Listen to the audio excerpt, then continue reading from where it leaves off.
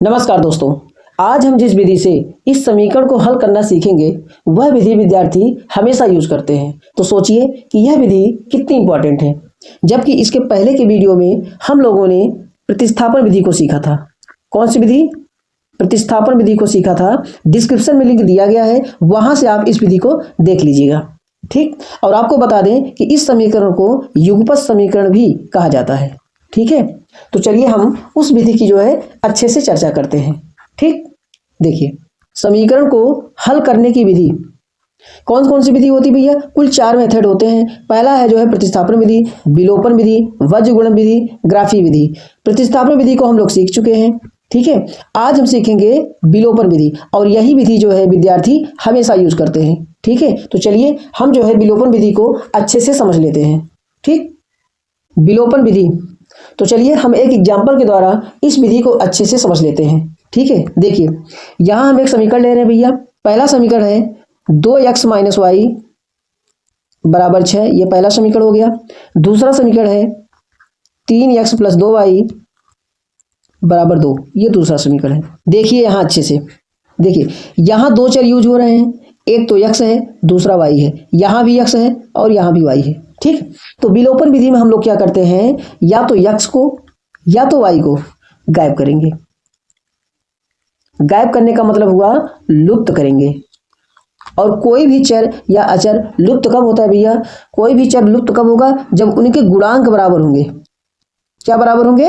गुणांक। गुणांक किसे कहते हैं? जैसे x लिखा हुआ है, इसके बगल में अगर 5 लिखा है तो 5x हुआ, तो ये 5 क्या होगा? इसका गुणांक होगा। ठीक, यहां देखिए पहले वाले समीकरण में x का गुणांक कितना है? 2 है, और दूसरे वाले समीकरण में कितना गुणांक है? 3 है। और पहले में देखिए y का गुणांक कितना है? यहाँ कुछ नहीं लिखा है तो y 1 माना जाएगा, और यहाँ कितना है? 2 है। ठीक है, तो हम अगर y को लुप्त करेंगे तो यहाँ अगर नीचे 2 है तो ऊपर भी 2 करना पड़ेगा।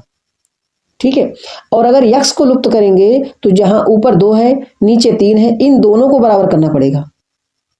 ठीक है, तो चलिए यहां पर जो है हम y के गुणांक को बराबर कर लेते हैं। ठीक, बराबर कैसे करेंगे भैया? देखिए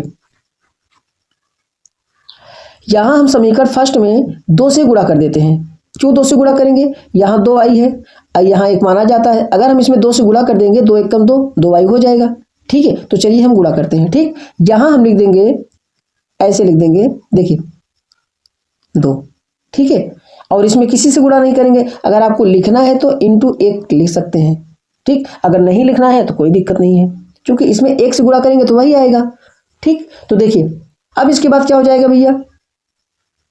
देखिए जब 2 से हम गुणा करेंगे तो 2 से गुणा सब में करेंगे। 2 से गुणा पहले 2x में करेंगे, कितना हो जाएगा? 4x। ठीक है, फिर यहां करेंगे, कितना हो जाएगा? y में 2y, फिर छम करेंगे, कितना होगा? 2 × 12। इस समीकरण को नाम दे देते हैं 3। ठीक, फिर नीचे वाला क्या करेंगे? 1 से गुणा करेंगे, फिर तो नहीं आएगा। 3x + 2y बराबर 2, ये समीकरण हो गया। ये दूसरा ही रहने देते हैं। ठीक है, अब देखिए यहां अब अच्छे से देखिए पहले कि यहां पे y का गुणांक बराबर हो गया। अगर y का गुणांक बराबर हो गया तो ये लुप्त कब होगा? एक माइनस होना चाहिए और एक प्लस होना चाहिए, और यहाँ पे पहले से है, ऊपर माइनस है और नीचे प्लस है। तो हम क्या करेंगे, अगर इनको जोड़ देंगे, समीकरण 3 और 2 को अगर हम जोड़ देंगे तो ये दोनों जो है प्लस माइनस होने की वजह से ये कट जाएंगे। ठीक, देखिए कैसे।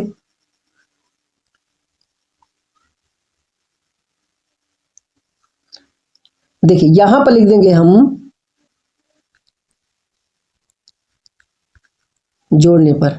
ठीक, एक लाइन खींचेंगे यहां पर हम।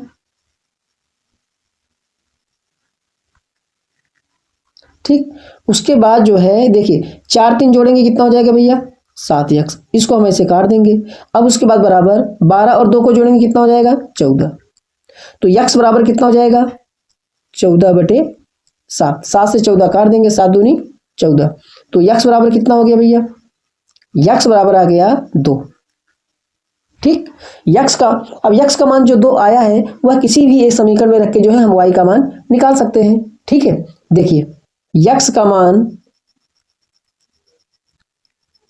मान समीकरण फर्स्ट में रखने पर, समीकरण फर्स्ट क्या है भैया? देखिए 2x माइनस वाई बराबर 6।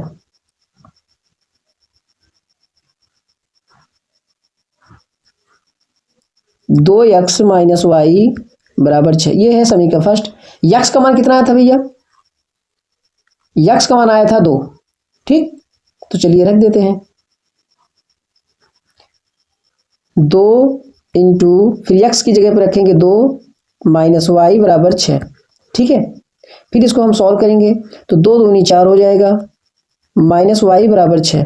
4 को हम उधर ले जाएंगे तो चिन्ह बदल जाएगा उसका, वाई माइनस वाई बराबर 6 माइनस 4। ठीक है, फिर उसके बाद माइनस वाई बराबर 6 में 4 घटाएंगे कितना होगा भैया? 2 हो जाएगा। तो वाई बराबर कितना हो जाएगा? ये माइनस उधर जाएगा, तो वाई का मान कितना आ गया भैया? -2। ठीक है, देखिए यहाँ वाई का मान आ गया -2 और यहाँ यक्स का मान आया है 2। ठीक है, तो इस प्रकार जो है विलोपन विधि से जो है हम समीकरण को जो है आसानी से सॉल्व कर सकते हैं। ठीक है, यह विधि क्यों इंपॉर्टेंट है भैया? यह विधि क्यों इंपॉर्टेंट है इतनी? क्योंकि इससे जो है क्वेश्चन जो है बहुत जल्दी आसानी से सॉल्व हो जाता है। ठीक है, आसानी से जो है सॉल्व हो जाता है। ठीक है, यहाँ हम आपको 4 समीकरण दे रहे हैं। ठीक है, चारों समीकरण आपको सॉल्व करना है और सॉल्व करने के बाद अपने अपने आंसर कमेंट जरूर करिएगा। ठीक है, और अगर वीडियो यूजफुल लगा हो तो लाइक शेयर और सब्सक्राइब करना मत भूलिएगा। तो चलिए मिलते हैं अब नेक्स्ट वीडियो में। ठीक है।